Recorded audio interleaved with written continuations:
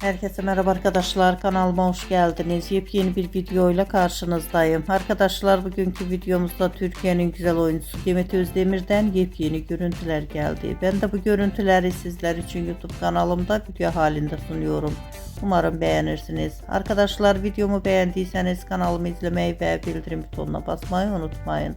Şimdilik benden bu kadar olsun. Yeni videomuzda görüşmek üzere. Hoşça kalın, sağlıklı kalın. Umarım videomu sonuna kadar izleyeceksiniz ve beğeneceksiniz. İyi seyirler.